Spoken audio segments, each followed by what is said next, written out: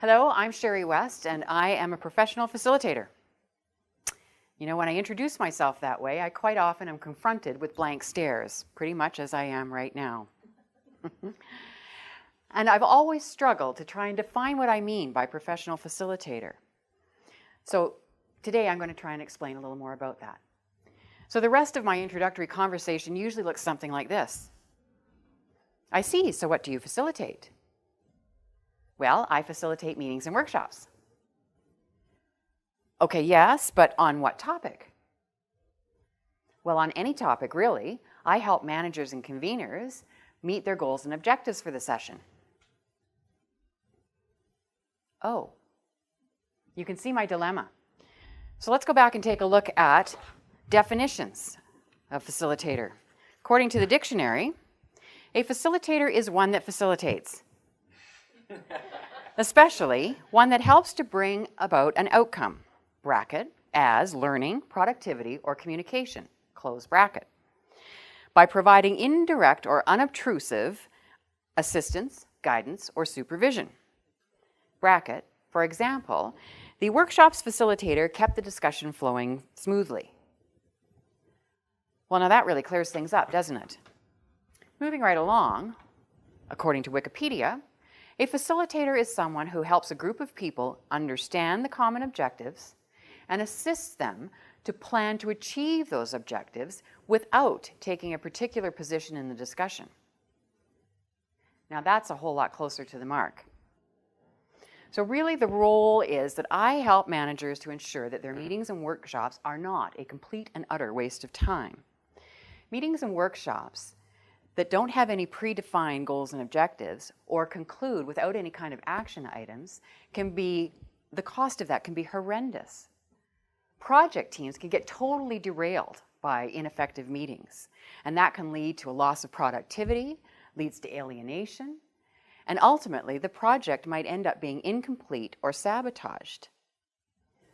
Now, there are a number of reasons why you would want to bring in an independent facilitator to do a session, but I'm only going to talk about 3 of them today. So the first one is that manager or convener really needs to be part of the discussions. It's virtually impossible for someone to facilitate and participate at the same time. And what a loss of expertise if the manager is not contributing to the discussions. And a manager who does try to facilitate on their own usually ends up just giving a lecture. And we've all sat through way too many meetings like that. Secondly, the rest of the team members are much more likely to speak freely if the manager is figuratively and literally sitting on the same side of the table as they are. What that does is ensure that it is a team effort and the manager is just another member of that team.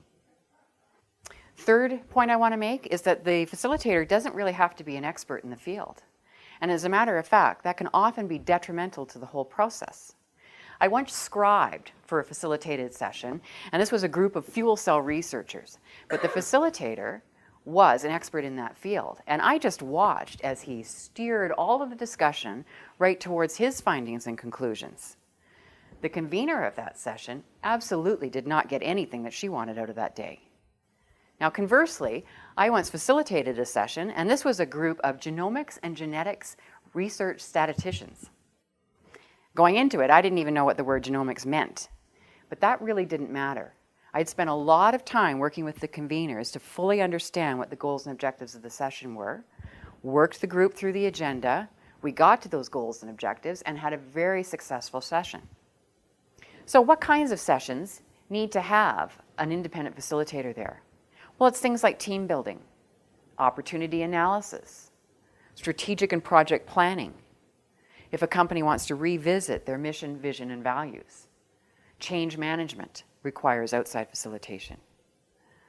So then how does the facilitator create that meeting magic? Well, really, it's mostly in the preparation. As I mentioned before, the facilitator needs to work with the conveners to fully understand what the goals and objectives are. Then we design a facilitation plan that includes a variety of techniques and exercises. Then we work the group or team through the agenda, come to those goals and objectives, and conclude the day. I always like to include something fun as well when I'm facilitating. So it's usually at the start of the session, we include something like a getting to know you or icebreaker type game. And then quite often after lunch, might do something a little fun there just to sort of get the energy back up in the room. The last thing we do is help the convener determine an outcome plan. I've seen a lot of sessions that start to end like this. People start to get up, they're patting each other on the back and saying, oh, great meeting, we've got lots of great ideas. The facilitator then needs to say, okay, everybody, let's settle down, sit down again, because yes, we have had great discussion. We do have a lot of good ideas. But you've also identified a series of action items. So now what we need to do is determine who is doing what, when, and how. The reaction to that is usually, oh, so you mean now we have to really work? And my response is, yes, I'm afraid you do.